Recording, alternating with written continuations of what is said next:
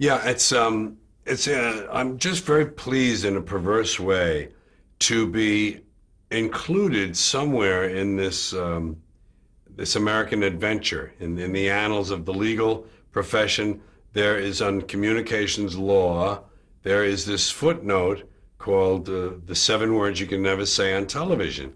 I don't know that any other comedian, a routine by any other comedian has wound up in that position, which makes me, as I say, it's a perverse sort of pride. An irony for me is this. Uh, as my material began to take hold, the FM and AM, and the 7 words you can never say on television, that album, Class Clown, as that began to take hold, some teachers played things in their classrooms. Some teachers were fired for that. I remember seeing news stories. I probably have clippings tucked away somewhere. Kids began to recite things. The hair poem was the thing that kids would recite in speech class or something. Another kid might do the disc jockey. I began to hear these things that were seeping into the schoolroom setting, the classroom. And the irony is I quit school in 9th grade and didn't give a shit about schooling. And I used to think to myself, because when I was in the Air Force, I took the equivalency test for high school, which I got passed in the 90s percentile. And then I asked the guy, when I turned in the high school one, I didn't know the mark yet. I turned it into the guy at the base education office in the Air Force. And I said, when can I take the 2-year college equivalency test? He said, well, how much schooling do you have? I said, this will be my high school here, this thing. He said, well, he did this kind of thing. He said, well, let's wait and see how you did on this, you know. So I came in the all 90 percentile, and I gave myself my high school diploma right there. I passed the college one, not quite all in the 90s, a couple of 80s, but I passed the 2-year college equivalency, according to the Air Force. I mean, it doesn't count anywhere unless you want to be an officer. And I gave myself my high school diploma as of that time. And then when I began to be quoted in classrooms, not just this initial period we're talking about, but long after, when I would hear that a teacher was assigning some of my things for work, or they were reading something in a class and deconstructing it or something, I gave myself my college degree. I said, that's my college degree. They're using my stuff in the classroom. And then when this thing happened with the communications law, and now it's taught in law school, this is my doctorate. So I've given myself a high school diploma, a college bachelor's of arts, and of course a doctor's, a PhD. So, you know, I've done, it's nice for that stuff to echo through classrooms now. And I'm in textbooks and things, and people who wrote about religion are quoting it in a chapter head. Richard Dawkins used something of mine in a chapter head, and other people like that, you know, and it's stunning to me that this it's come to that. I mean, it's satisfying, it's wonderful. It doesn't make me cocky or anything like that. It just makes me feel the universe is correct. It's operating correctly. And I may need to use my Kleenex for a moment. Okay. But yeah, it's just a wonderful, when you sit on your Kleenex, that's what they look like. But there's still a clean spot on this one. Well, it's almost like a full circle of what you were saying before when this initial change started happening, and you were listening to Dylan, and you're saying, well, they're using their creative power to affect change, and isn't that what it's all about? Yeah. In the end. Yeah. I have insinuated myself into the culture.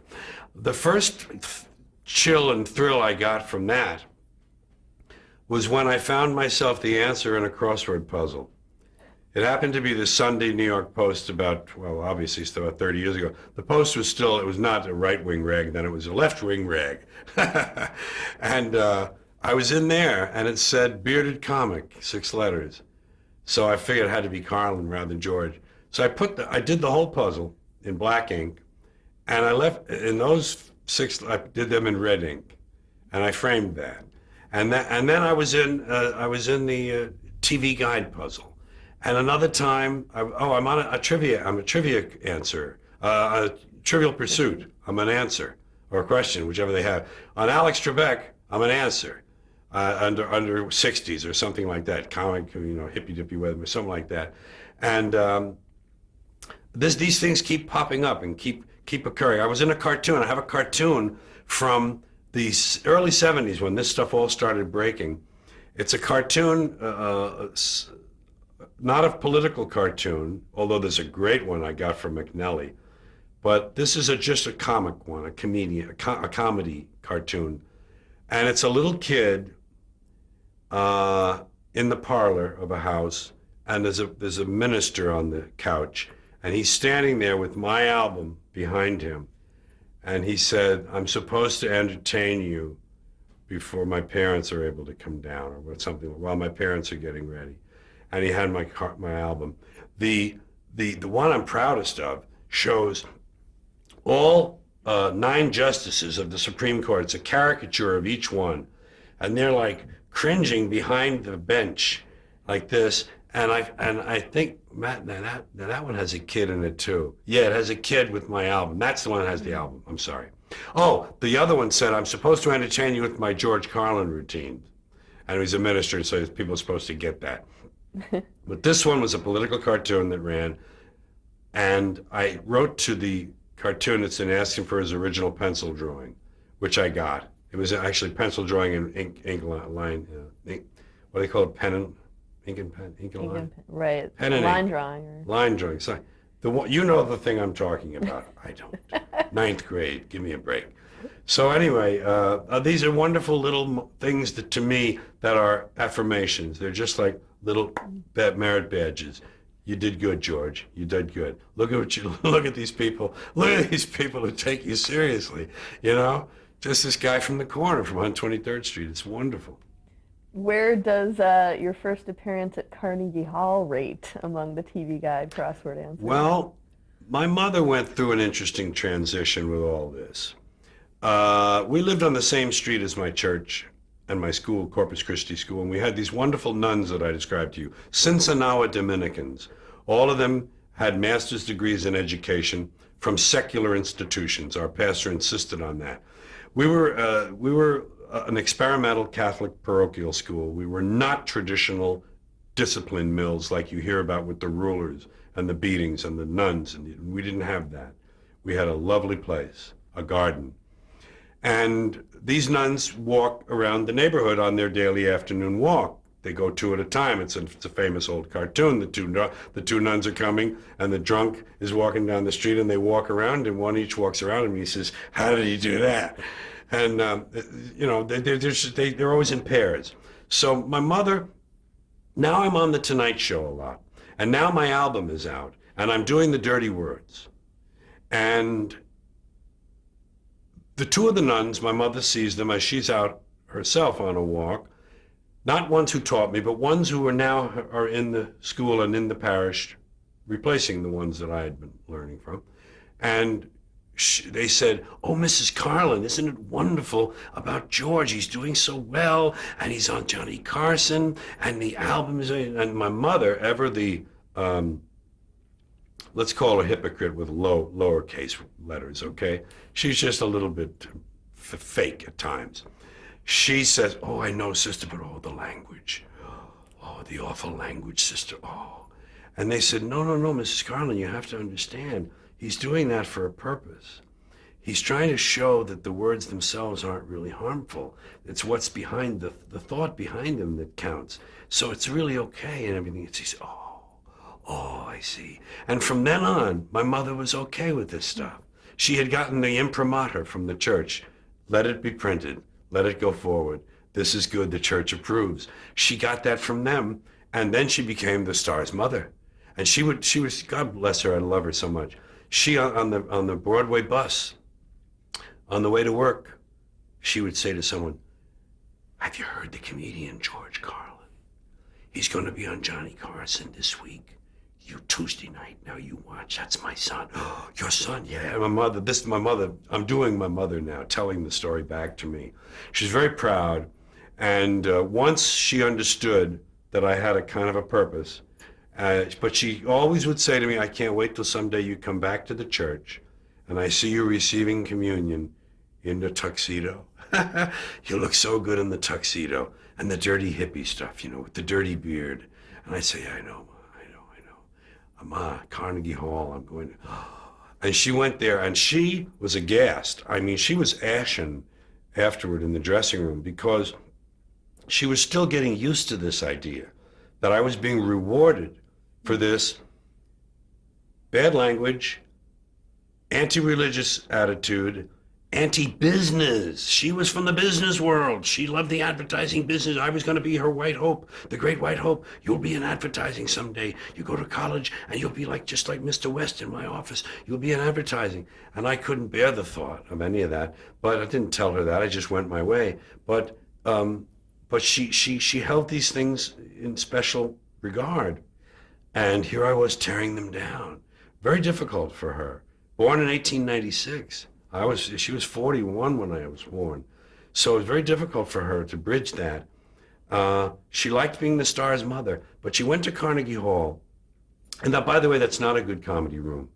Carnegie Hall is a cold place. It might be great for a cello, and I did an HBO show there that worked fine, but it's not a good room to hear your laughs. But I worked it, and it was prestigious, and I have a poster from it still. And yet here she saw them. I got a standing ovation. She heard this hour and a half or more of approval, laughter, applause, approval, laughter, applause, smiles, acceptance. And then they stood up at the end, and she didn't know it had reached this level. She didn't know it had this force, this power to it. And she was kind of like that, in the dressing room. But she grew into it okay. She always would say, I pray for you every night that you'll come back to the church. And I say, Ma, and I told her once, I said, Ma, you got to understand something. I'm a moral person. That's all the church wants me to be. I don't have to go to a building once a week to be moral. I am honest. I treat people well. I do the right things. I have a nice baby. I have my wife. I treat them well. I'm good. I'm a good man, I know, but,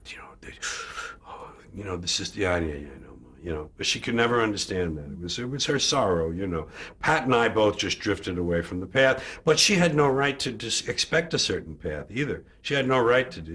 That was her way that had to change. She thought, well, I'll show I'll be in charge here. She was not overly controlling, but if you had let her, she would have been.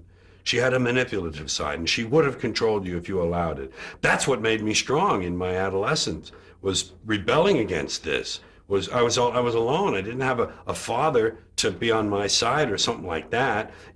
She was everything, and my brother had already gone, so I had him to look to, but she gave up on him.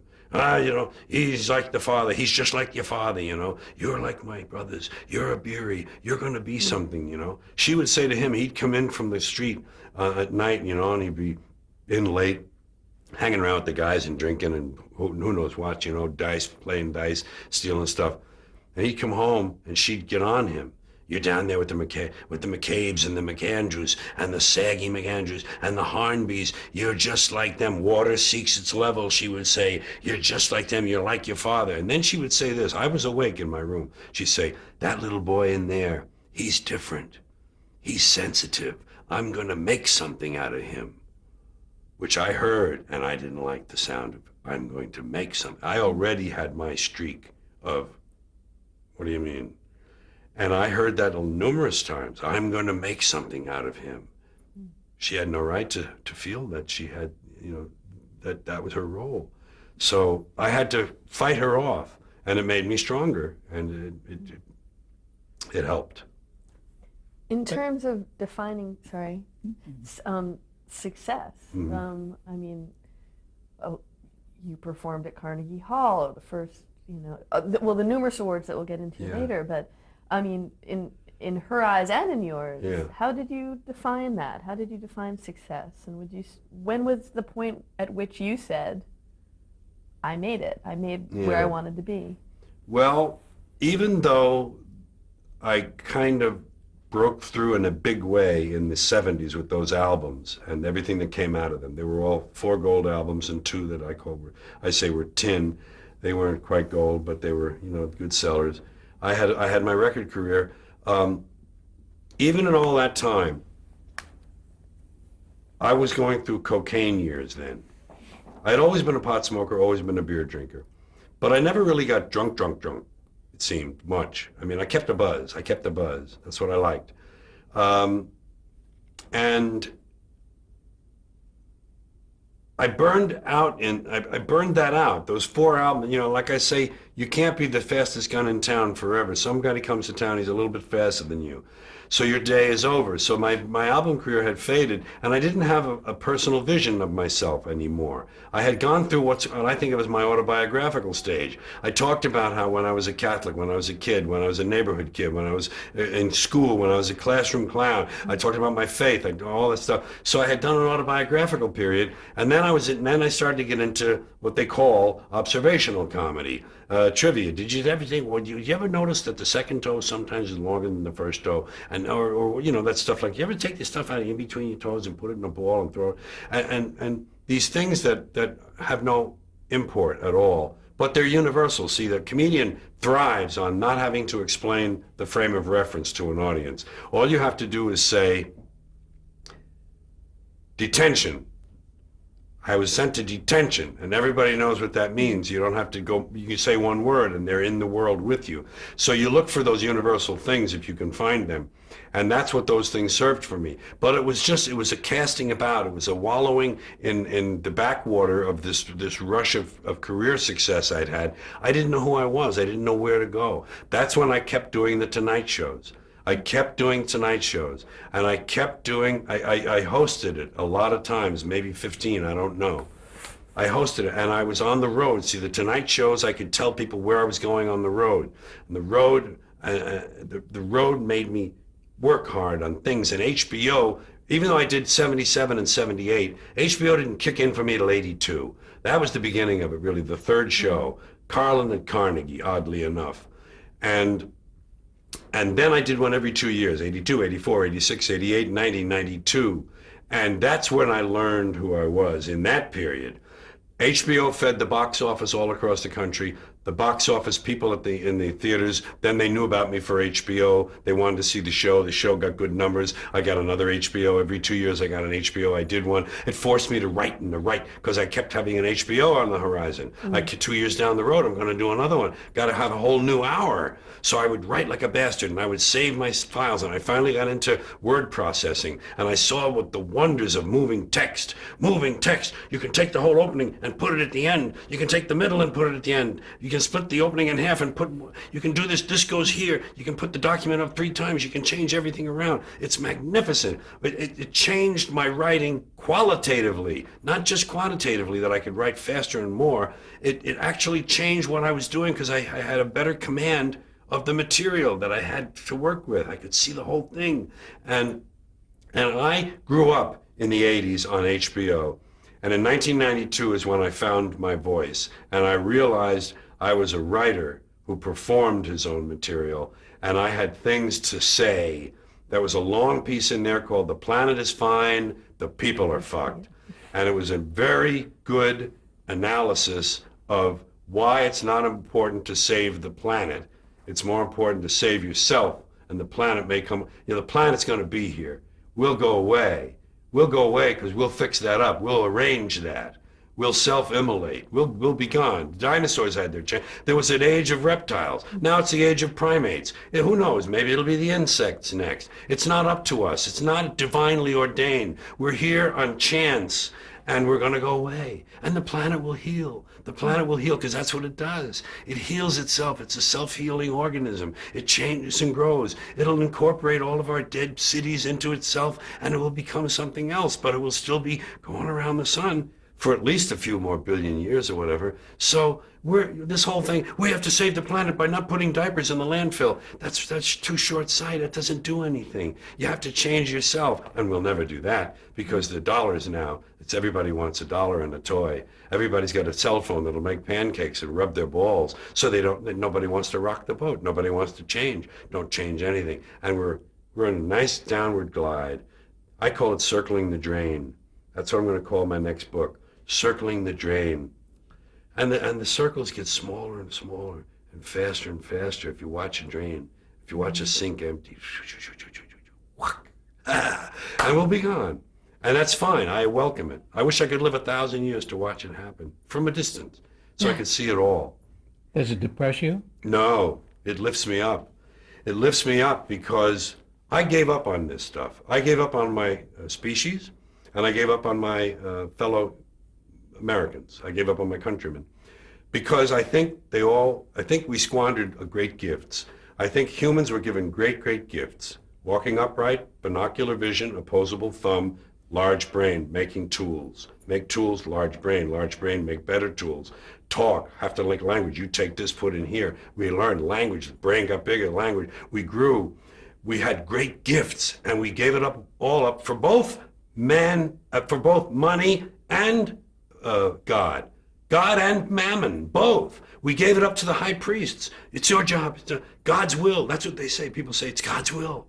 That means God can do anything he wants, so why pray? They say, you pray for something. Okay, he didn't answer my prayers. Well, it's God's will. Well, if it's God's will, why did I even pray in the first place? He's going to do what he wants anyway. We gave it all up to superstition, primitive shit. With invisible man in the sky looking down, keeping track of what we do, make sure we don't do the wrong thing. If we do, he puts us in hell and we burn forever. That kind of shit is very limiting. It's very limiting for this brain we have. So we keep ourselves limited, and then we want a toy and a gizmo and gold, and we want shiny things, and we want something to plug in that'll make big things for us. And all that shit is nothing. It's nothing. We gave it all up. And Americans, who also had great gifts, when you take the theory of democratic rule, self-government, okay, they started off wrong. They owned slaves. They didn't let women vote. They didn't let people who didn't own land vote. Fine. They got off on the wrong foot. But the ideas were good. But we fucking blew that. We polluted it. We polluted it with this stuff, things, material goods, games, gizmos, toys, gadgets, having possessions. He's got a bigger truck. He says, see his truck? It's bigger than mine. I'm getting a new truck.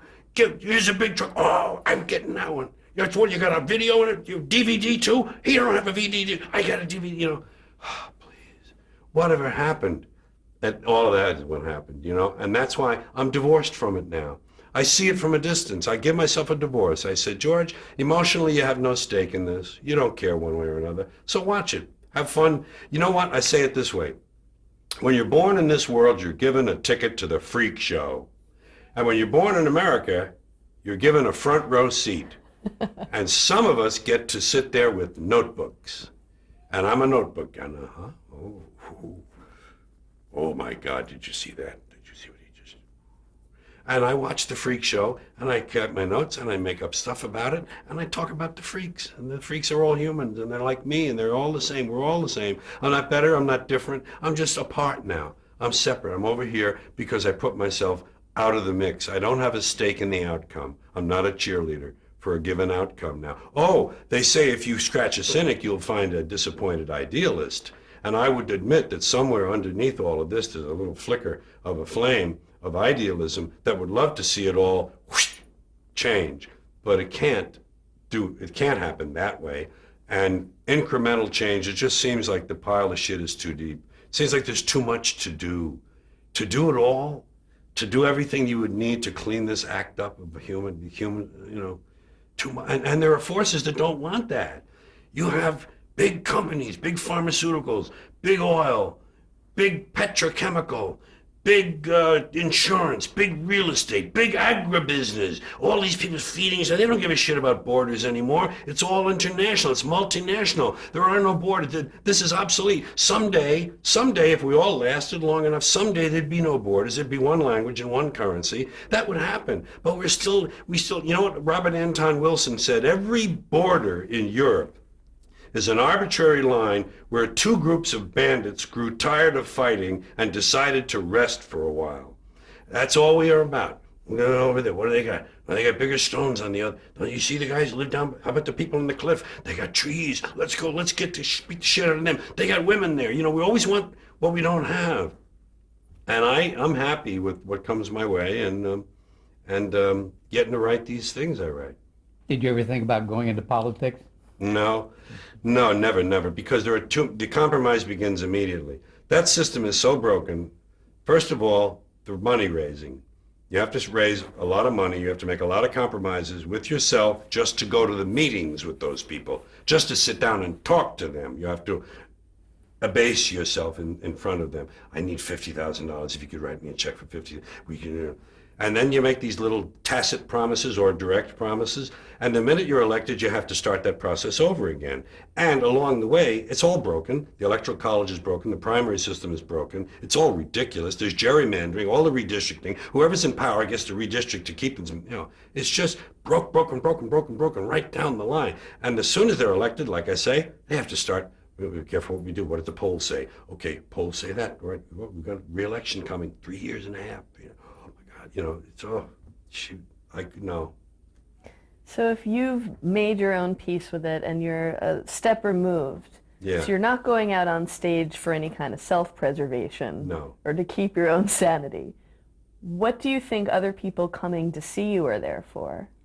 Well, that varies, and I hear a lot of wonderful things from people that knock me for a loop. People who tell me, that I see them at book signings. So I get to talk to them at book signings when they they have a minute with you and they can tell you something. And I've had, these stories that are very humbling because without the gift of humility, they could do other things to you. But they tell me that, something I said changed their lives. I mean, people use and I'm sure this is true of other writers, comedians, actors, trumpet players. I'm sure everyone who gets out in front of people has an impact that they can't really tell.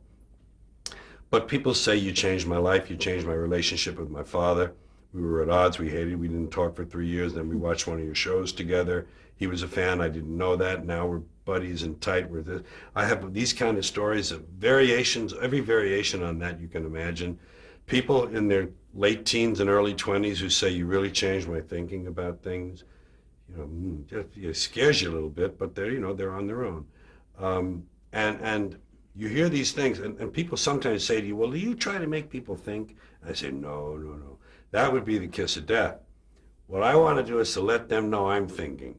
When you drop out of 9th grade, you have a lifelong need to prove you're smart. And the fact that I've made such an impression in so many different places in this culture is, as I said earlier, my diploma. But you still have this need to show that, in my case, I call it show that I'm thinking. It's really, you know what this job is called? It's called Ain't I Cute, Ain't I Clever? Ain't I cute, ain't I clever? Look at him. Oh, he's so clever. My aunt used to say that. You're very clever. I didn't know clever had more than one meaning, because clever can also be, to steal a quarter out of your mother's purse and not get caught. But she didn't mean that. She just meant I was kind of funny kid. You're very clever. You're really clever. You get away with murder in this house. She knew. She was on to me and Pat. But it's just really gratifying. You said, you all talked about what success was. Mm. You talked about Carnegie Hall. You mentioned success. And I found out along the way somewhere that the secret of success or happiness is doing something you love, doing it well, and being recognized for it. The third part is very important. Not enough to do it in solitude, away from the crowd. Someone, even if it's just your boss, has to say, I saw the report that you did for the yearly, that was wonderful. There's a lot of work went into that. I saw it, and it was wonderful. That means everything to a person. Mm-hmm. So that is part of the definition for me of happiness or success, to feel you're being recognized for your good stuff. We're gonna cut right there.